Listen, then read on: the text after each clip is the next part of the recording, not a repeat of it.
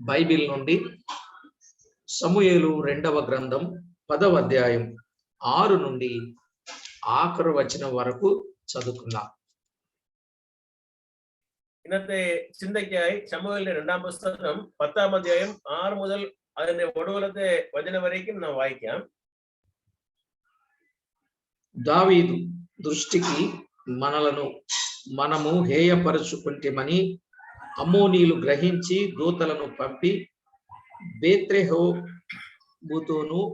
ఆరాము శోబాతోను చేరిన సిరియనులలో నుండి 20,000 మంది కాల్బలమును మైకా రాజు నొద్ద నుండి 1000 మంది బంటులను టోబులో నుండి 12,000 మంది బంటులను జీతమునకు పిలిపించుకునిరి.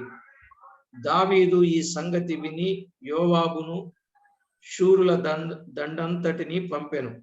అమ్మోనీయులు బయలుదేరి గుమ్మమునకెదురుగా యుద్ధ పంక్తులు తీర్చిరి.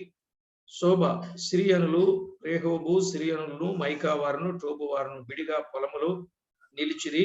యోవాబు తనకు వెనుకను ముందును వారు యుద్ధ పంక్తులు తీర్చియుట చూచి ఇశ్రాయేలీలలో బలాఢ్యులను ఏర్పరచి పంక్తులు తీర్చి సిరియనులను ఎదుర్కొనబోయెను. అమ్మోనీలను ఎదుర్కొనుటకై మిగిలిన వారిని తన సహోదరుడు అభిషేక్ అప్పగించి, సిరియనుల బలము నాకు మించిన ఎడల నీవు నన్ను ఆదుకొనవలెను, అమ్మోనీల బలము నీకు మించిన ఎడల నేను వచ్చి నిన్ను ఆదుకుందునని చెప్పి అమ్మోనీలను ఎదుర్కొనుటకై తన వారిని వ్యూహపరచెను. అప్పుడు ధైర్యము తెచ్చుకొనుము, మన జనులను మన దేవుని పట్టణములను తలచుకుని ధైర్యము తెచ్చుకొందాము, తన దృష్టికి ఏది అనుకూలమో యెహోవా దానిని చేయునుగాక అని అభిషేక్తో చెప్పి యోవాబును అతనితో కూడా ఉన్న వారును సిరియనులతో యుద్ధము చేయ బయలుదేరగానే వారు అతని ఎదుట నిలువజాలకు పారిపోయిరి. సిరియనులు పారిపోవుట అమ్మోనీలు చూచి వారును అభిషేక్ ఎదుట నిలువలేక పారిపోయి పట్టణంలో చొరబడగా యోవాబు అమ్మోనీయులను విడిచి యెరూషలేమునకు వచ్చెను. అయితే సిరియనులు తాము ఇశ్రాయేలుల చేతిలో ఓడిపోతిమని తెలుసుకొని గుంపు కూడిరి. హదదేజరు నది అవతలనున్న సిరియనులను పిలువనంపగా వారు హేలామునకు వచ్చిరి. హదదేజరు సైన్యాధిపత్యకు శోభకు వీరికి అధిపతిగా ఉండెను. దావీదునకు ఈ వార్త వినబడినప్పుడు అతడు ఇశ్రాయేలునందరినీ సమకూర్చి యోర్దాను నది దాటి హేలామునకు వచ్చెను. సిరియనులు సన్నద్ధులై దావీదును ఎదుర్కొని వచ్చి అతనితో యుద్ధము కలిపి ఇశ్రాయేలీల ఎదుట నిలువజాలక పారిపోగా దావీదు సిరియనులో 700 మంది రధికులను 40,000 మంది గుర్రపు రౌతులను హతము చేసెను. మరియు వారు సైన్యాధిపత్యకు శోభకు దావీదు చేతిలో ఓడిపోయి అచ్చటనే చచ్చెను. హదదేజరునకు సేవకులకు రాజులందరూ తాము ఇశ్రాయేలు ఎదుట నిలువ లేకుండా కొట్టబడి ఉంట చూచి ఇశ్రాయేలుతో సమాధానపడిరి, వారికి లోబడిరి. సిరియనులు భయాక్రాంతులై అమ్మోనీయులకు ఇక సహాయము చేయుట మానిరి. చదవబడిన ఈ లేఖనములో ఉన్న సంగతులు దేవుడు మనతో మాట్లాడినట్లు ప్రార్థన చేద్దాం. വായിച്ചു കേട്ട വേദഭാഗത്തിൽ നിന്നുള്ള സത്യങ്ങളെ കർത്താവ് നമുക്ക് മനസ്സിലാക്കി തരുവാൻ നാം പ്രാർത്ഥിക്കാം. మహోన్నతుడవైన మా ప్రియ ప్రభువా, చదవబడిన లేఖన భాగములను దీవించండి, మాకు తేటగా అర్థమయ్యేటట్లు సహాయము చేయండి. ഉന്നതനായ ഞങ്ങളുടെ മഹാഉന്നതനായ ഞങ്ങളുടെ കർത്താവേ, അങ്ങയുടെ നാമത്തിനെ സ്തുതിക്കുന്നു. അങ്ങയുടെ സന്നിധാനത്തിൽ വന്നിരിക്കുന്ന ഞങ്ങൾക്ക് വായിച്ച വേദഭാഗത്തിൽ നിന്നും പറഞ്ഞു തരണമേ. ప్రతి విషయాన్ని మాతో తేటగా సూటిగా స్పష్టంగా మాట్లాడుచూ వస్తున్నందుకై కృతజ్ఞతలు చెల్లించుచు ഒവ്വൊരു കാര്യങ്ങളിലും അങ്ങേ ഞങ്ങളോട് കൂടെ വ്യക്തമായി സംസാരിച്ചു വരുന്നതിനെ നന്ദി പറഞ്ഞുകൊണ്ട് మీ నామమునకే మహిమ ఘనత కీర్తి ప్రభావములను ఆరోపించుకొనమని వేడుకొంటూ അങ്ങയുടെ നാമത്തിന് മാത്രം നന്ദിയും മഹത്വവും ఘనముం ఉయర్తువాൻ సహాయకమని ചോദിച്ചുകൊണ്ട് మా ప్రభువును రక్షకుడునైన యేసుక్రీస్తు అమూల్యమైన నామమున వేడుచు ఉన్నాము తండ్రి. ഞങ്ങളുടെ രക്ഷിതാവും കർത്താവുമായ యేసుక్రీస్తువిന്റെ വലിയ നാമത്തിൽ ചോദിക്കുന്നു പിതാവേ. ఆమేన్. ఆమేన్. ప్రభునందు ప్రియులారా, మనం చదువుకున్న ఈ వచన భాగాలు ఎంతమందికి అర్థమయ్యాయి? പ്രിയമുള്ളവരെ, നാം വായിച്ച വേദഭാഗം എത്ര പേർക്ക് മനസ്സിലായി? అర్థమైనయండి. ఓకే, మనము అర్థమయ్యేటట్లుగా దేవుని వాక్యాన్ని మనం విందాం. അർത്ഥം മനസ്സിലായെങ്കിലും നാം കർത്താവിന്റെ വചനത്തിൽ നിന്ന് ഇന്നും ചില കാര്യങ്ങൾ നാം കേൾക്കാം. ఇలా సింపుల్ గా అర్థం చేసుకుందాం. 1 నుండి 5 వచనాలు దావీదు యొక్క ఉపకారం, ప్రత్యుపకారం. ലളിതമായി മനസ്സിലാക്കണമെങ്കിൽ 1 മുതൽ 5 വരെയുള്ള വാക്യങ്ങൾ ദാവീദിന് നേരത്തെ കിട്ടിയ നന്മയ്ക്കുള്ള പ്രതി നന്മ ചെയ്തതേ നാം കാണുന്നു. 6 నుండి 14 వచనాలు అమ్మోనీయులను, సిరియనులను దావీదు జయించుట. മീതി 6ാം വാക്യം മുതൽ അതിന്റെ ഒടുവിലത്തെ വാക്യം വരയ്ക്കും ദാവീദ് സീരിയരെയും അമ്മോനിയരെയും ജയിക്കുന്ന കാര്യത്തെ നാം കാണുന്നു.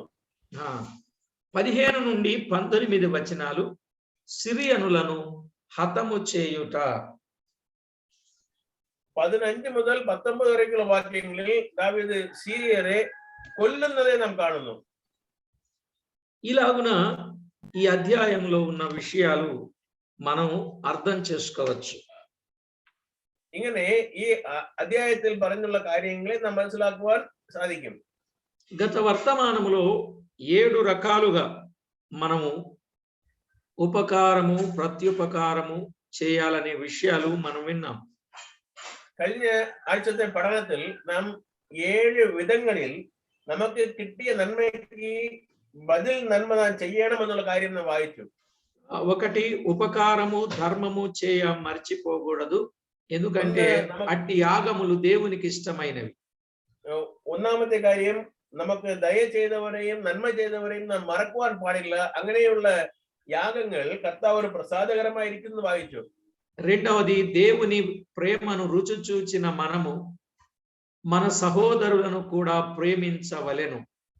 രണ്ടാമത്തെ കാര്യം കർത്താവിന്റെ സ്നേഹത്തെ മനസ്സിലാക്കിയ നാം അതിനെ നമ്മുടെ സഹോദരർക്കും ప్రకటించుకువాൻ നാം మరకువాൻ పాడిల్ల. మూడవది, మన దేవుని ద్వారా ఆదరించబడిన మనము మన సహోదరులను ఆదరించవలసిన వారం. കർത്താവ് നമ്മെ ആദരിച്ചതിന്റെ മുഖാന്തരം നാമും നമ്മുടെ സഹോദരങ്ങൾക്ക് ആദരവായി ഇരിക്കണം എന്നുള്ളത് നാം പഠിച്ചു. మనము దేవుని వలన మేలు పొందిన వారము, మనము కూడా మన తోటి వారికి విసుగక అలయక మేలు చేయవలసిన వారము. കർത്താവ് നമുക്ക് നന്മ ചെയ്തത് കൊണ്ട് നമ്മുടെ സഹോദരന്മാരും മാത്രമല്ല പല ഉപദ്രവങ്ങളും ഞെരുക്കങ്ങളും കൂടെ കടന്നു പോകുന്നവർക്കും നാം സഹായം ചെയ്യുവാൻ കടമപ്പെട്ടവെന്ന് പഠിച്ചു. దేవుడు మనకు కావలసిన ఉపకార ద్రవ్యాన్ని ఆయన అందిస్తున్నాడు కాబట్టి మనము కూడా ఇతరులకు ఔదార్యము గలవారమై ఉపకార ద్రవ్యాన్ని అందించవలసిన వారం. 5వది. അഞ്ചാമതായി കർത്താവ് നമുക്ക് സഹായം ചെയ്യുവാൻ തന്നിരിക്കുന്ന പണങ്ങളെയും നാം മറ്റുള്ളവർക്ക് പണം സാമ്പത്തികമായി ഞെരുക്കപ്പെടുന്നവർക്ക് കൊടുത്ത് ധാരാളമായി കൊടുത്ത് സഹായിക്കണം എന്നുള്ള കാര്യത്തെ നാം പഠിച്ചു. 6వది, దేవుడు మన కార్యాలన్నీ చూస్తున్నాడు గనుక మనము కూడా ఇతరుల కార్యములను చూడవలసిన వారం. നമ്മുടെ സകല കാര്യങ്ങളെയും കർത്താവ് നോക്കിക്കൊള്ളുന്നത് കൊണ്ട് നാമും മറ്റുള്ളവരെ കാര്യങ്ങളിലും നാം നോക്കുവാൻ കടമപ്പെട്ടിരിക്കുന്നു എന്ന് പഠിച്ചു. 7వదిగా, ప్రభు మనకెంతో సహాయము చేశాడు, సామర్థ్యం ఇచ్చాడు కనుక మనము ఇతరులకు సహాయము చేయాలి. వాక్య సహాయము చేయాలి, భౌతికంగా ఏ సహాయమైనా వారికి మనము చేయడానికి ముందుకు రావాలి. കർത്താവ് നമുക്ക് എത്രയോ നന്മ ചെയ്തത് മുഖാന്തരം നാം മറ്റുള്ളവർക്ക് വാക്യം മുഖാന്തരമുള്ള സഹായം ചെയ്യണം. മാത്രമല്ല മറ്റുള്ള సహాయങ്ങളെയും ചെയ്യുവാൻ നാം కడమపట్టిరిക്കുന്നു. നാം കഴിഞ്ഞ പഠനത്തിൽ പഠിച്ചു. అదే దేవుని పిల్లల యొక్క లక్షణాలు. మనము ఈ విషయాన్ని ఎరిగి దేవుని కొరకు ఎంతైనా ఏమైనా త్యాగం, సమర్పణ కలిగిన వారంగా ఉండాలి. ഇത് ഒരു കർത്താവിന്റെ മക്കൾക്കുള്ള ലക്ഷണമെന്ന് നാം മനസ്സിലാക്കിക്കൊണ്ട് ഏതൊരു കഷ്ടം വന്നാലും ശരി അതിൽ നാം ത്യാഗം സഹിച്ച് മറ്റവർക്ക് നന്മ ചെയ്യണമെന്ന് നാം പഠിക്കുന്നു.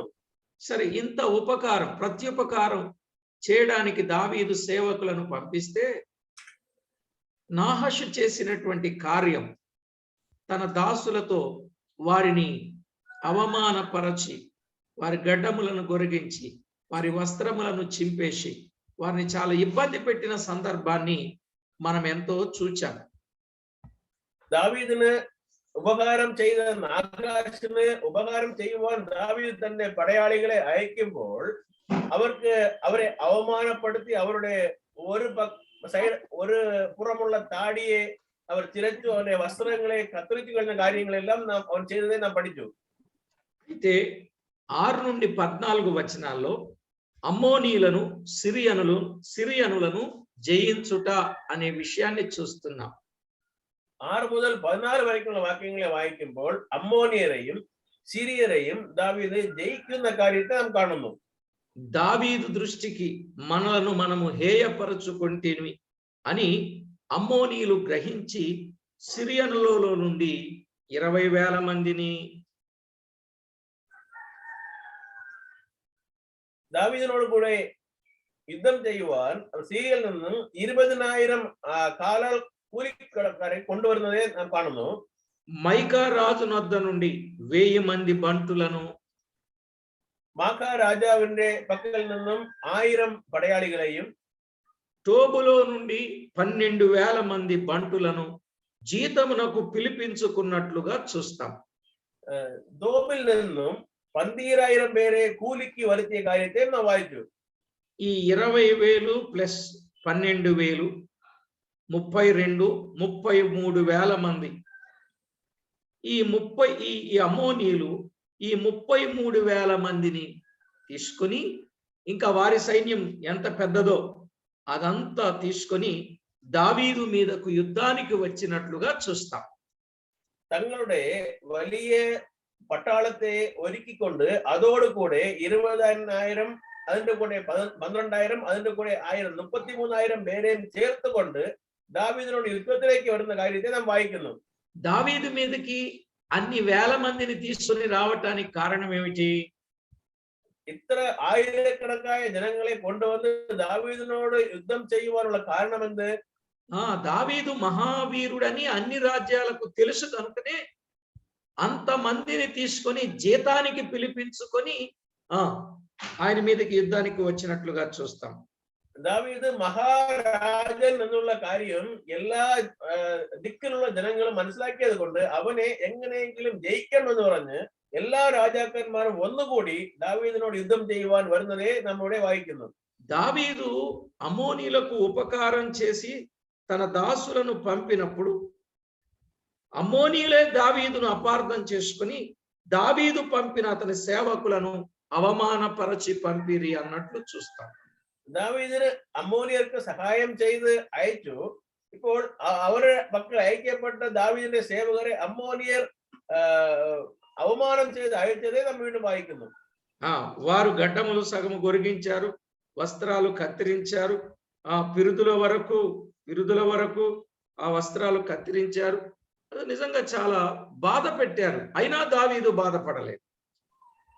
താൻ അയച്ച തന്റെ ആളുകളെ അവർ ഒരു പുറത്തുള്ള താടിയെ പാതി ചിരച്ചു അവരുടെ അങ്കികളെ നടുവിൽ కత్తిరించి കളഞ്ഞു. എങ്കിലും దావీదు അവർക്ക് తిన్మ ചെയ്തില്ല.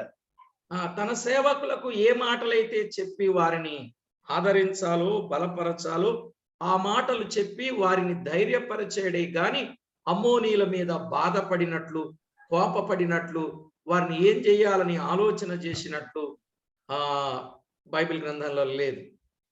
തന്റെ ആളുകൾക്ക് ആശ്വാസ വാക്കുകൾ പറഞ്ഞ് അവർ എങ്ങനെ ആ നാളുകളിൽ ഇരിക്കണമെന്നുള്ള കാര്യങ്ങളെ പറഞ്ഞു കൊടുത്ത് അവരെ സമാധാനപ്പെടുത്തി ഇരുത്തിയതേ അല്ലാതെ അവരെ മേൽ വിരോധിക്കുവാനോ കോപിക്കുവാനോ അവരെ നശിപ്പിക്കുവാനോ ഉള്ള കാര്യങ്ങളിൽ దావీదు ఏర్పడല്ല.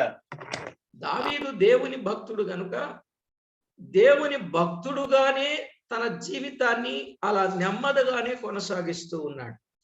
ദൈവത്തിന്റെ ഭക്തനായി ദാവീദ് ഇരുന്നു. അത് മുഖാന്തരം തന്റെ ജീവിതത്തിലും കർത്താവിനെ ഭക്തൻ എന്നുള്ള കാര്യങ്ങളെ അവൻ വെളിപ്പെടുത്തിക്കൊണ്ട് വന്നു. ఒకవేళ ఎవరైనా మనకు అపకారం చేస్తే నష్టం కలిగిస్తే దావీదు వలె మన జీవితాన్ని దేవునికి మహిమకరంగా మలుచుకోవాలి గాని వారి మీద కక్ష పెట్టుకోకూడదు, కోపం పెట్టుకోకూడదని ఒక గొప్ప సందేశం ఇక్కడ వ్రాయబడినట్లు చూస్తాం. ഇവിടെ നിന്ന് നാം പഠിക്കുന്ന ഒരു വലിയ ഉപദേശം അല്ലെങ്കിൽ സത്യം എന്തെന്ന് വെച്ചാൽ, ഇതുപോലെ നമുക്ക് നഷ്ടം ചെയ്യുവാൻ കടന്നു വരുന്ന വ്യക്തികൾക്കും നാം അതിൽ നഷ്ടം ഉണ്ടാക്കാതെ നന്മ ചെയ്യുവാൻ വേണമെന്നുള്ള കാര്യങ്ങളെ കർത്താവ് നമുക്ക് പഠിപ്പിക്കുന്നു. నిజమే, మన విషయంలో రకరకాలుగా ఇబ్బందులు కలుగ చేసినప్పుడు మనము ఇతరులను ధైర్యపరిచేటట్లుగా ఉండాలి, కృంగిపోయేటట్లుగా ఉండకూడదు. అవమానాలైనా, నిందలైనా, ఇబ్బందులైనా అన్ని ఎదుర్కొంటూ, వాటిని తట్టుకుంటూ, వాటిని సహిస్తూ విశ్వాసమునకు కర్త అయిన దేవుని వైపే మనం చూడాలి. നമുക്ക് വിരോധമായി അപമാനങ്ങളും കഷ്ടങ്ങളും ഉപദ്രവങ്ങളും കൊടുക്കുന്ന ജനങ്ങൾക്ക് നേരെ അതുപോലെ പ്രതികരിക്കാതെ, ഇങ്ങനെ ഉപദ്രവങ്ങളും നഷ്ടങ്ങളും കഷ്ടങ്ങളും ഉണ്ടാക്കുന്ന ജനങ്ങൾ മധ്യേ ഒരു വിശ്വാസി എന്നുള്ള കാര്യത്തെ എതിർനോക്കിക്കൊണ്ട് അങ്ങനെ നാം അവർക്ക് മുമ്പ് നിൽക്കേണ്ടത് ആവശ്യമാകുന്നു. మత్తయి సువార్త 5వ అధ్యాయం 11, 12 వచనాలలో మనము తేటగా గమనించినట్లయితే, ప్రియులారా, మీ మీద నా నిమిత్తమై చెడ్డ మాటలెల్లా పలుకున్నప్పుడు, నిందించినప్పుడు, గద్దించినప్పుడు, ఇబ్బంది పెట్టినప్పుడు, హింసించినప్పుడు సహించండి, మీ ఫలం పరలోకములో ఆనందం అని చెప్పారా లేదా? മത്തായി സുവിശേഷം 5ാം അധ്യായം 11, 12 വാക്യങ്ങളിൽ നാം വായിക്കുമ്പോൾ, കർത്താവിന്റെ നാമത്തിന് നിമിത്തം നമ്മളെ പഴിക്കുകയും ഉപദ്രവിക്കുകയും നമ്മളെ കളിയാക്കുകയും നമുക്ക് വേദനപ്പെടുത്തുന്ന വാക്കുകൾ പറയുന്ന ആളുകളുടെ മധ്യയിൽ നാം സന്തോഷിക്കണമെന്ന് కర్తావు പറയുന്നదే നാം കാണുന്നു. ప్రియులారా, ఇలాంటి పరిస్థితులు చాలా వస్తాయి, రావని కాదు. మనం కొన్నిసార్లు ఎంత మేలు చేస్తామో ఆ మేలు చేసిన వారి ద్వారానే మనకు కీడు ఎదురవుతూ ఉంటుంది. ഇതുപോലുള്ള അനുഭവങ്ങൾ ഒത്തിരി നമുക്ക് വരും. നാം നമ്മുടെ കടങ്ങളിൽ നിന്ന് നന്മ ലഭിച്ചവർ തന്നെ, പ്രാപിച്ചവർ തന്നെ നമുക്ക് വീണ്ടും തിന്മ ചെയ്യുന്നവരായി വരുവാൻ സാധ്യത ഉണ്ട്. మనం మేలు చేయని వాళ్ళకి వాళ్ళు అంత పెద్ద మనకేమి అంత కీడు చేయరు.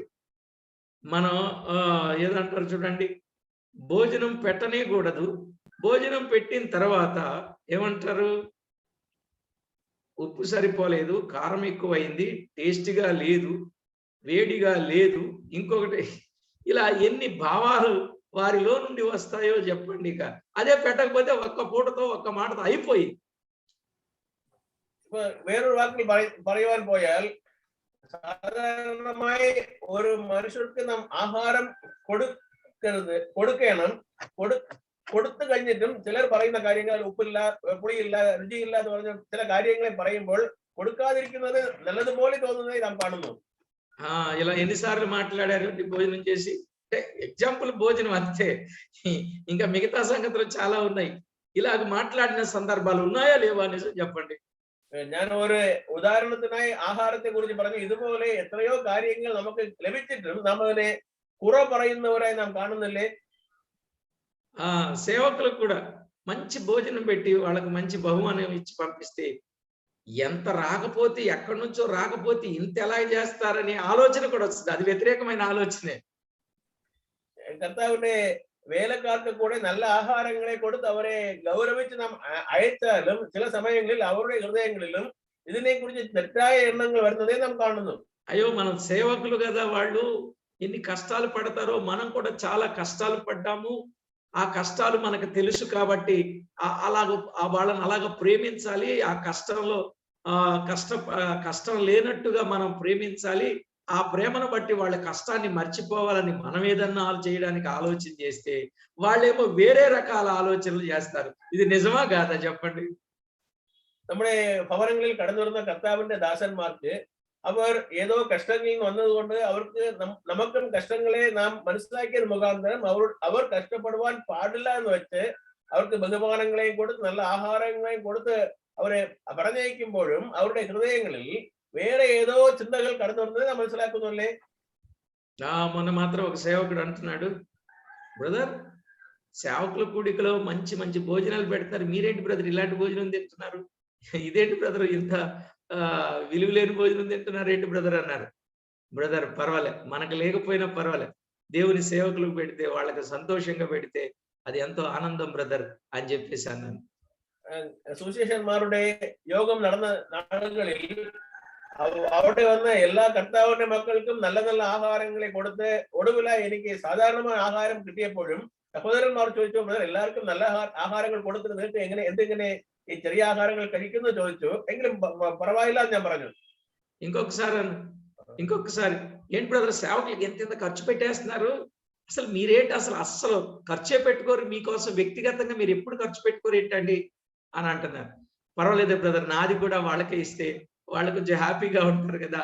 దేవుని సేవకులు మనం ప్రేమించాలి, వారికి మనం మర్యాద చేయాలి. ఒకప్పుడు మనము ఉన్న స్థితి, ఒకప్పుడు ఇది కూడా లేని స్థితిలో నుండి దేవుడు మనలను ఈ స్థితికి తెచ్చాడు. కాబట్టి వారు మన దగ్గర ఉన్నప్పుడు బాగానే ఉంటున్నారు, వెనుక ఎన్ని కష్టాలు ఉన్నాయో కనీసం ఈ కష్టాల్లో వారు నెమ్మది పొందాలి, కొంచెమన్నా ఆదరించాలని ఆలోచనతో చేస్తున్నానని చెప్పిన సందర్భాలు ఉన్నాయి. ഇതുപോലെ വേറെ സമയങ്ങളിൽ കൂടെ സാമ്പത്തികമായി ഞെരുക്കപ്പെടുന്ന കർത്താവിന്റെ മക്കൾ ഞങ്ങളുടെ ഭവനങ്ങളിൽ വരുമ്പോഴും അവർക്കും അവരുടെ കഷ്ടങ്ങളെ മനസ്സിലാക്കിക്കൊണ്ട് നമ്മളും ഇതുപോലുള്ള കഷ്ടങ്ങളെ കടന്നു വന്നവർ എന്നുള്ള കാര്യം മനസ്സിലാക്കിക്കൊണ്ട് അവർക്ക് ധാരാളമായ സാമ്പത്തികമായ സഹായങ്ങളും മറ്റു സഹായങ്ങളും ചെയ്യുമ്പോൾ മറ്റുള്ളവർ ചോദിക്കുന്നു, എന്ത് ബ്രദർ ഇങ്ങനെ ചെയ്യുന്നു ചോദിക്കുമ്പോൾ സാരമില്ല, കർത്താവ് ഞങ്ങൾക്ക് തന്നിരിക്കുന്നു, ഇല്ലെങ്കിലും കർത്താവ് ദാസന്മാർ കഷ്ടപ്പെടാൻ പാടില്ല എന്നുള്ള എണ്ണത്തോടെ അവർക്ക് സഹായം ചെയ്യുന്നു.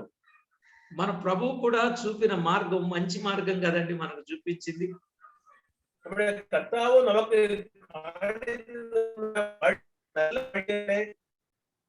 ఇలాంటి నిందలు ఇబ్బందులు వచ్చినప్పుడు మీరు సంతోషించి ఆనందించండి అన్నాడు. అలాగే మనం ఉండాలి. ഇതുപോലുള്ള നിന്ദകളും കഷ്ടങ്ങളും നിങ്ങൾക്ക് നേരെ വരുമ്പോൾ നിങ്ങൾ സന്തോഷപ്പെടുവിൻ എന്ന് പറഞ്ഞു അല്ലേ. అంతేకాదు ప్రియులారా, పేతురు రాసిన మొదటి పత్రిక 2వ అధ్యాయం 20 నుండి 24 వచనాలు మనం చదివినట్లయితే, പത്രോസിന്റെ 1ാം ലേഖനം 20 മുതൽ 24 വരെയുള്ള వాక్యങ്ങളെ നാം വായിക്കുമ്പോൾ అక్కడ ఉన్నటువంటి మాట, మేలు చేసి బాధపడినా పర్వాలేదు కానీ కీడు చేసి బాధపడకూడదు అనే విషయం అక్కడ ఉంది. നന്മ ചെയ്ത് കഷ്ടം അനുഭവിക്കുന്നത് നല്ലത്, തിന്മ ചെയ്ത് കഷ്ടം അനുഭവിക്കുവാൻ പാടില്ല എന്നുള്ള വാക്ക് അവിടെ നാം കാണുന്നു. కీడు చేసి దెబ్బలు అనుభవించుట కంటే మేలు చేసి కీడు అనుభవించడం అది దేవునికి ప్రీతికరం అనే మాటలు చూస్తాం. നാം തിന്മ ചെയ്ത് കഷ്ടം അനുഭവിക്കുന്നതിനേക്കാൾ നന്മ ചെയ്ത് കഷ്ടം അനുഭവിക്കുന്നത് കർത്താവിന് മുൻപിൽ പ്രസാദകരമായിരിക്കുന്നു എന്ന് വായിക്കുന്നു. అదే పేతురు కీడు చేసి శ్రమపడుట కంటే మేలు చేసి శ్రమపడుట బహుమంచిది అని అంటాడు. అదే പത്രോസ് വേറെ ഒരു വാക്ക് പറയുന്നു, നാം തിന്മ ചെയ്ത് കഷ്ടപ്പെടുന്നതിനേക്കാൾ നന്മ ചെയ്ത് കഷ്ടപ്പെടുന്നത് അത് കർത്താവിന് മുൻപിൽ അത് മഹത്വമുള്ള ഒരു കാര്യമായി ഇരിക്കുന്നു എന്ന് പറയുന്നു. చూడండి, దావీదు కూడా మేలు చేసి అమ్మోనీయులకు మేలు చేసి బాధపడవలసి వచ్చింది. ദാവീദിന്റെ ജീവിതത്തിലെ പരിശോധിക്കുമ്പോഴും അമ്മോനിയർക്ക് അവൻ നന്മ ചെയ്ത് കഷ്ടം അനുഭവിക്കുന്ന ഒരു കാര്യത്തെ നാം കാണുന്നു. అయినా అన్నిటినీ సహించినట్లుగా మనకి ఈ వచనాలలో మనకి తేటగా అర్థమవుతుంది. ഇതിനെ ദാവീദ് സഹിച്ചതിന്റെ കാരണം ఈ వచనങ്ങൾ ముఖాంతరం നാം മനസ്സിലാക്കിക്കൊള്ളുന്നു. ప్రియులారా, మన సహోదరులు మనలను ఎవరినైనా ద్వేషించినా, హాని చేసినా, సహించినా క్షమించవలెను, అంతేకాని ద్వేషం పెట్టుకోకూడదు, పగ సాధించే వారంగా ఉండకూడదనే విషయం లేఖనంలో వ్రాయబడింది. ഇതുപോലെ നമുക്ക് നേരെയും നമ്മെ കെട്ട വാക്കുകളിൽ നമ്മെ പറയുന്നവരും നമുക്ക് എതിരായി പ്രവർത്തിക്കുന്നതുമായ ജനങ്ങളെ നാം കാണുമ്പോഴും അവർക്ക് മീതെ നാം പക അല്ലെങ്കിൽ కోపం വളർത്തുന്നവരായി ഇരിക്കുവാൻ പാടില്ല എന്നുള്ള കാര്യം നാം പഠിക്കുന്നു. మళ్ళా చెప్తున్నా, మన సహోదరులు ఎవరైనా మన మీద పగపడితే, హాని చేస్తే సహించి క్షమించాలే గాని వారి మీద ద్వేషం పెట్టుకోకూడదు, పగ సాధించే వారంగా ఉండకూడదు. വീണ്ടും ഞാൻ ഒരിക്കൽ കൂടി ആ കാര്യം ആവർത്തിക്കുന്നു. നമ്മുടെ സഹോദരന്മാർ ആരെങ്കിലും നമ്മോട് കൂടെ പകയും വിരോധവും വൈരാഗ്യവും കാണിക്കുന്നുവെങ്കിൽ അവർക്ക് നേരെ നാം വൈരാഗ്യവും കോപവും വിരോധവും കാണിക്കാതെ ക്ഷമിക്കണമെന്നുള്ള കാര്യം നാം പഠിക്കുന്നു. మన ఇటీవల ఒక సంగతి జరిగింది సంఘ పెద్దల మధ్య. ఒక సహోదరుడు ప్రోగ్రాం పలానా సంఘానికి వెళ్ళు బ్రదర్ అని అంటే, నువ్వెవరు నాకు చెప్పడానికి అని చెప్పి ఆ సంఘంలో పట్టుకొని చెల్లున చంప మీద కొట్టాడండి. ഇതുപോലത്തെ ഒരു സംഭവം ഒരിക്കൽ നടന്നു. ഒരു സഹോദരന്റെ അടുത്ത് വേറൊരു സഭയിൽ ഒരു കാര്യത്തിനായി പോയി വരൂ എന്ന് പറയുമ്പോൾ ആ സഹോദരൻ വീണ്ടും ചോദിച്ചു, നിങ്ങൾ ആര് ആ കാര്യം എന്റെ അടുത്ത് പറയുവാൻ എന്നുള്ള വാക്ക് ചോദിച്ച് അവിടെ ബഹളമുണ്ടാക്കിയത് നാം കാണുന്നു. ఇప్పుడు ఆ సహోదరుడు ఏం చేయాలి? ഇപ്പോൾ ആ സഹോദരൻ നാം എന്ത് ചെയ്യണം? సారీ బ్రదర్, కొట్టిన సారీ బ్రదర్ అన్నాడండి. తక్షణే ఉడనే തന്നെ సారీ బ్రదర్ నేను క్షమిക്കൂ എന്ന് പറയണം. చిన్నోళ్ళు కాదు వాళ్ళు, చాలా పెద్దోళ్ళు. మీరు పర్సనల్ గా అడగండి, పేర్లు కూడా చెప్తాను. അയാള് ചെറിയ ആളല്ല, വലിയ ആള്. വ്യക്തിപരമായി ചോദിച്ചാൽ പുള്ളിയുടെ പേരും ഞാൻ പറയാം. ఆ తర్వాత అయిపోయిన తర్వాత చర్చ్ అంతా అయిపోయిన తర్వాత, ఏం బ్రదర్ ఆయన అంత దెబ్బ కొట్టినా నువ్వేం మాట్లాడలేదు అని అంటే, ఈ సహోదరుడు ఏమన్నాడు తెలుసండి? దెబ్బతిన్న ఆయన എല്ലാം കഴിഞ്ഞ ശേഷം ആ സഹോദരൻ ഈ കാര്യങ്ങളെല്ലാം പറഞ്ഞപ്പോൾ നിങ്ങൾ ഒന്നും സംസാരിച്ചില്ലേ എന്ന് ചോദിക്കുമ്പോൾ എന്ത് പറഞ്ഞു അറിയോ? ఏమన్నాడు తెలుసండి? ആർക്കും അറിയാമോ? వీళ్ళందరూ వచ్చి అడుగుతున్నారు, ఏమన్నా నువ్వు ఒక్క మాట కూడా మాట్లాడలేదు, మేము అందరం ఉన్నాం కదా, నువ్వు ఒక్క మాట కూడా మాట్లాడలేదు ఏంటనంటే, కొట్టింది మన సహోదరుడే కదా, ప్రభువే చూసుకుంటాడు, వదిలేద్దాం, ఎందుకు ఇది పెద్ద ఇష్యూ చేసుకోవడం, మన సహోదరుడే కదా మనల్ని కొట్టింది అన్నాడు కూల్గా. అంత దెబ్బతిని చంపంతా వాసిపోయి కందిపోయి అంత అయిపోయినా కూడా మా సహోదరుడే కదా కొట్టింది, కూల్గా అన్నాడండి. ఇలా అనేవాళ్ళు ఉన్నారు ఈవేళ. നമ്മളെല്ലാം നിങ്ങളോട് ഒരു വാക്കും വീണ്ടും തിരിച്ച് പറയാത്തതെന്ന് പറഞ്ഞുള്ള കാര്യങ്ങളെ എന്റെ സഹോദരന്മാർ എന്നോട് പറഞ്ഞപ്പോൾ ഞാൻ പറഞ്ഞു, നമ്മോട് സംസാരിച്ച നമ്മുടെ സഹോദരനല്ലേ, അവർ സംസാരിച്ചാലും നമ്മളെ അടിച്ചാലും നാം സഹിച്ചുകൊണ്ട് തന്നെ പോകണം. കാരണം നമ്മുടെ സഹോദരൻ എന്നുള്ള കാര്യം ഞാൻ പറഞ്ഞപ്പോൾ അവർ സഹിച്ചുകൊണ്ട് പോയി. ఆయన పెద్దే ఈయన పెద్దే, ఈయనకి ఎంత హక్కు ఉందో ఆయనకి అంతే హక్కు ఉంది. ఇద్దరు పెద్దలే, కానీ ఆ పెద్ద ఈ పెద్దను చేయి చేసుకుంటే ఈ పెద్ద గారు అలా సైలెంట్ గా చెప్పాడు.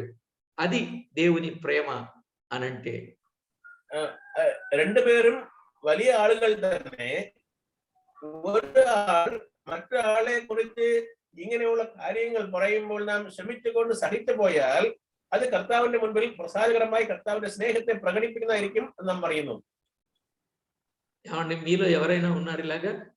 అంత దెబ్బ కొడితే కొట్టింది అనే వాళ్ళు ఉన్నారా? చెప్పండి. ഇതുപോലുള്ള ലക്ഷണങ്ങളുള്ളവർ ആരെങ്കിലും ഇവിടെ ഉണ്ടോ? మనం చెప్పలేం ఆ మాట. ఎంతో ఎదిగితే తప్ప మనం ఆ సంగతి చెప్పలేమండి. എന്തോ പറയുന്നത് തെറ്റാ എന്നുള്ള കാര്യം നാം ആ സമയത്തിൽ അവിടെ കേൾക്കുന്നത് നാം ശ്രമിക്കും. కానీ చెప్పగలిగిన స్థితికి మనం రావాలి దేవుని ప్రేమను బట్టి. കർത്താവിന്റെ സ്നേഹം മുഖാന്തരം പറയാത്ത ഒരു స్థితికి നാം കടന്നു വരണം. కొలసలకు రాసిన పత్రిక 3వ అధ్యాయం 12 నుండి 14 వచనాలలో వ్రాయబడిన మాట మీరు గమనిస్తే, കൊലോസ്യ ലേഖനം 3ാം അധ്യായം 12 മുതൽ 14 വരെയുള്ള വാക്യങ്ങളെ നാം പരിശോധിക്കുമ്പോൾ, దేవుని చేత ఏర్పరచబడిన వారును పరిశుద్ధులను ప్రియులునైన వారికి తగినట్లు మీరు జాలిగల మనసును దయాళుత్వమును వినయమును సాత్వికమును దీర్ఘశాంతమును ధరించుకొనుడి. ఎవడైనను తనకు హాని చేసినని ఒకడు అనుకొనిన ఎడల ఒకరినొకడు సహించుచు, ఒకరినొకడు క్షమించుచు, ఒకరినొకడు సహించుచు, ఒకరినొకడు క్షమించుచు, ప్రభు మిమ్మును క్షమించులాగున మీరును క్షమించుడి. వీటన్నిటిపైన పరిపూర్ణతకు అనుబంధమైన ప్రేమను ధరించుకొనుడి అని కొలసై పత్రిక 3, 12, 13, 14 వచనాలలో వ్రాయబడింది. 12, 13, 14 వాక్యంగా నా వాయిత కేటు 15వ వచనంలో కూడా క్రీస్తు అనుగ్రహించు సమాధానం మీ హృదయములలో ఏలుచుండనీయుడి, ఇందుకొరకే మీరొక్క శరీరముగా ఉండుటకు పిలువబడితిరి అని చెప్పాడు. 15ാം വാക്യത്തിലും ക്രിസ്തുവിന്റെ സമാധാനം നിങ്ങളുടെ ഹൃദയങ്ങളിൽ വാഴട്ടെ, ഇതിൽ തന്നെ നിങ്ങൾ കർത്താവ് നിങ്ങളെ വിളിച്ചു എന്നുള്ള കാര്യം രേഖപ്പെടുത്തിയിരിക്കുന്നു.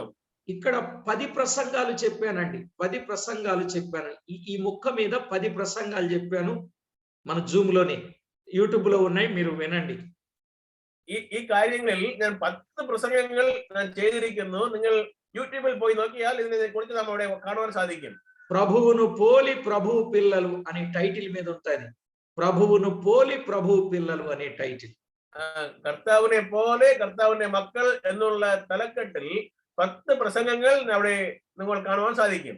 కనుక ప్రభువునందు ప్రియులారా, దేవుని వాక్యములో ఇలాంటి పరిస్థితులు దావీదు జీవితములో ఎదురైనప్పుడు దావీదు ఎంతో ప్రేమ చూపించినట్లుగా చూస్తున్నాం.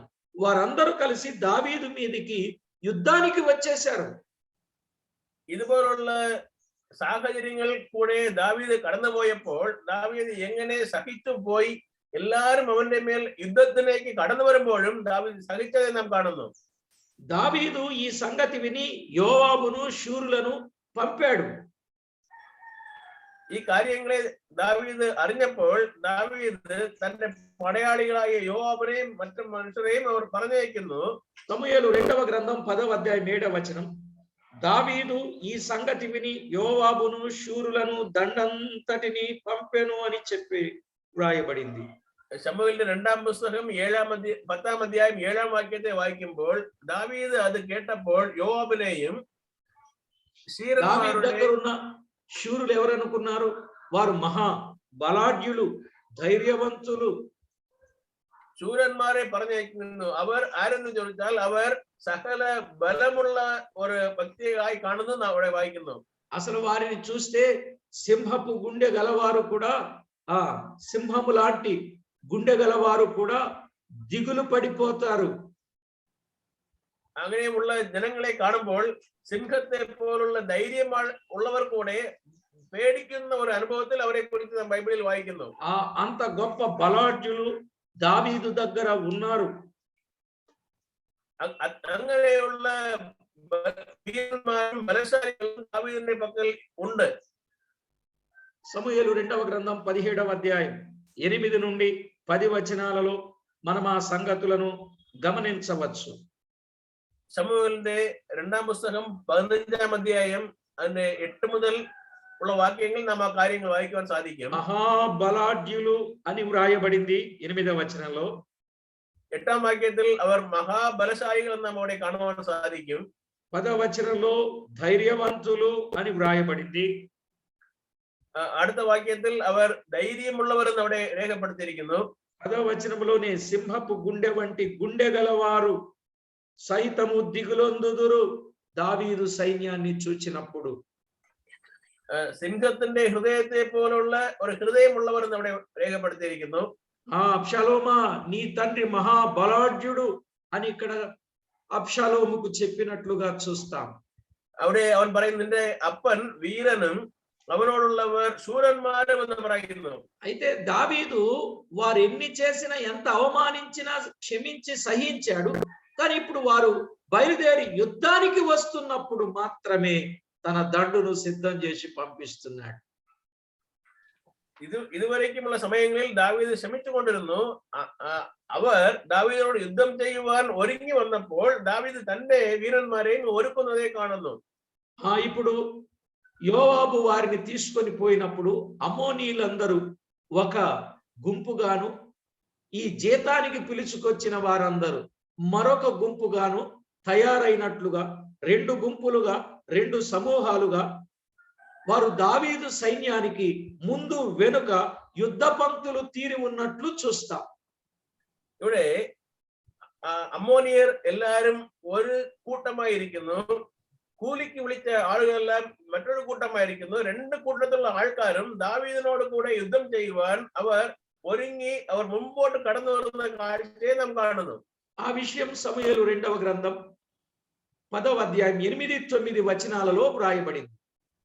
ഈ കാര്യങ്ങളെ ശമൂവേലിന്റെ 2ാം പുസ്തകം അതിന്റെ 10ാം അധ്യായം 8-9 വാക്യങ്ങളെ നാം കാണുവാൻ സാധിക്കും. ఇది శత్రువుని యొక్క తంత్రం అండి. ഇത് നമ്മുടെ നേരെ വരുന്ന ശത്രുവിന്റെ തന്ത്രമായിരിക്കുന്നത് നാം കാണുന്നു, സൂത്രമായിരിക്കുന്നു. శత్రువు కూడా మనలను అప్పుడప్పుడు చుట్టుముడుతా ఉంటాడు. దేవుని పిల్లల్ని పడగొట్టాలి, చెడగొట్టాలి, బలహీనలు చేయాలి, నష్టం చేయాలి, നാശനം చేయాలని. കർത്താവിന്റെ മക്കളെ അപ്പോൾ അവർക്ക് കഷ്ടവും നഷ്ടവും അവരെ കൊടുത്ത് അവരെ നശിപ്പിക്കണമെന്നുള്ള എണ്ണത്തിൽ അവരെ ചുറ്റി നോക്കിക്കൊണ്ടിരിക്കുന്നു ശത്രു. అయితే ప్రియులారా, మనము సాతాను యొక్క తంత్రాలను ఎరుగని వారము కాము. നാം സാത്താന്റെ തന്ത്രങ്ങളെ അറിയാത്തവർ അല്ല എന്ന് നമ്മോട് വായിക്കുന്നു. వారి తంత్రాలను ఎరిగిన వారమై వారిని మనము ఎదిరించాలి అని కొరింథీయులకు రాసిన 2వ పత్రిక 2వ అధ్యాయం 10-11 వచనాలు గమనిస్తాం.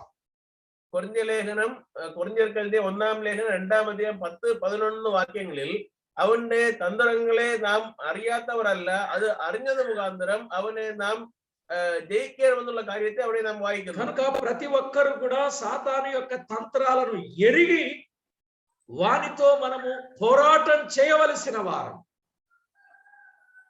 അവരെ ഈ കാര്യങ്ങളെ മനസ്സിലാക്കിയവരായി നാം അവരോട് കൂടെ പോരാട്ടം ചെയ്ത് ജയിക്കുന്നവരായി നാം കാണപ്പെടണം.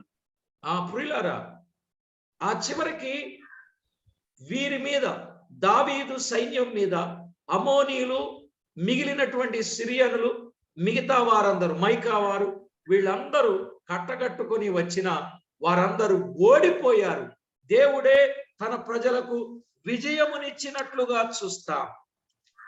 ശമൂവേലിന്റെ 2-ാം പുസ്തകം 10-ാം അധ്യായത്തിന്റെ ഒടുവിലത്തെ വാക്യങ്ങൾ വായിക്കുമ്പോൾ അവർ എതിരായി വന്ന ആ 2 കൂട്ടരും അവർ ഓടിപ്പോയി കർത്താവിന്റെ ജനങ്ങൾ విజయం ప్రాపించదే కురిచుల కార్యతే നമ്മോടെ వాయిക്കുന്നു.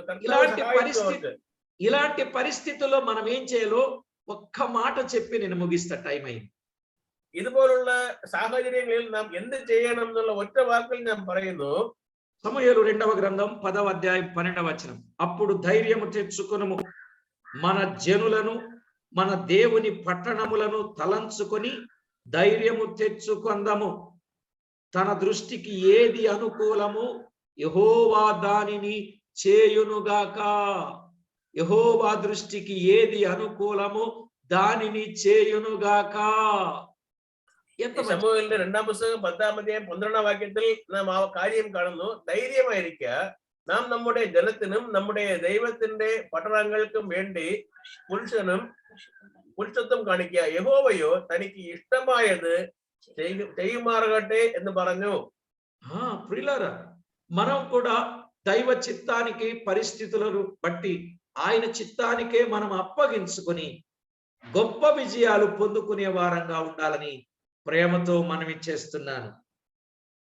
നാമും കർത്താവിന്റെ ഹിതപ്രകാരം നടക്കട്ടെ എന്ന് പറഞ്ഞ് എല്ലാ കാര്യങ്ങളെയും കർത്താവിന്റെ കരങ്ങളിൽ പരമേൽപ്പിച്ച് നാം കർത്താവിന്റെ ഹിതം നിറവേറുവാൻ വേണ്ടി നാം വിട്ടുകൊടുക്കുമ്പോൾ കർത്താവ് നമ്മെ നടത്തും. അതിനായി കർത്താവ് നമ്മെ സഹായിക്കട്ടെ. ఒక్క మాట, సాతాను తంత్రాలను ఎరిగి జాగ్రత్తగా బ్రతుకుదాం, ప్రార్థన చేసుకుందాం. ഒരേ കാര്യം, സാത്താന്റെ തന്ത്രങ്ങളെ മനസ്സിലാക്കിയവരായ നാം അതിനെ മനസ്സിലാക്കിക്കൊണ്ട് നാം നിൽക്കണം, പ്രാർത്ഥിക്കാം. పరిశుద్ధుడవైన మా తండ్రి, మీకు స్తోత్రములు. పరిశుద్ధనాయ ഞങ്ങളുടെ పితావే, അങ്ങേക്ക് స్తోత్రం. మీ పిల్లలమైనటువంటి మేము మీకు ఎలాగూ మహిమ తేవాలో అలాగున మమ్మను సిద్ధపరచండి. അങ്ങയുടെ മക്കളായ നിങ്ങൾ എങ്ങനെയെല്ലാം അങ്ങേക്ക് മഹത്വം കൊണ്ടുവരണമോ അതിനായി ഞങ്ങളെ ഒരുക്കണം. అపవాది వేయుచున్న ప్రతి అగ్ని బాణాన్ని ఆర్పివేయగలిగినటువంటి శక్తిని మీరు మాకు అనుగ్రహింపచేయండి. ശത്രുവിന്റെ എല്ലാ തന്ത്രങ്ങളെയും അവന്റെ അഗ്നി അസ്ത്രങ്ങളെയും ജയിക്കുവാനുള്ള കൃപ ഞങ്ങൾക്ക് നൽകണമേ. అపవాది యొక్క తంత్రములను ఎరిగిన వారమై మీకు మహిమ తెచ్చే వారిగా మమ్మను సిద్ధపరచండి. ശത്രു കൊണ്ടുവന്ന സകല തന്ത്രങ്ങളെയും సూత్రങ്ങളെയും മനസ്സിലാക്കിയവരായി നാം എതിർത്ത് നിൽക്കുവാൻ സഹായിക്കണമേ. ఎలాంటి పరిస్థితులు మాకెదురైనా మిమ్మును బట్టి సంతోషించి ఆనందించే వారిగా మమ్మను సిద్ధపరచమని కోరుచు. ഞങ്ങൾക്ക് എതിരെ വരുന്ന ഏത് വിധമായ സാഹചര്യങ്ങളായാലും അവകളെ ഞങ്ങൾ കണ്ട് ക്ഷീണിച്ചു പോകാതെ സന്തോഷിക്കുവാൻ സഹായിക്കണമെന്ന് ചോദിച്ചുകൊണ്ട് యేసుక్రీస్తు అమూల్యమైన నామమున వేడుచు ఉన్నాము తండ్రి. യേശുക്രിസ്തുവിന്റെ വലിയ നാമത്തിൽ ചോദിക്കുന്നു പിതാവേ, ఆమేన్. ആമേൻ. Thank you, brothers and sisters. Thank you.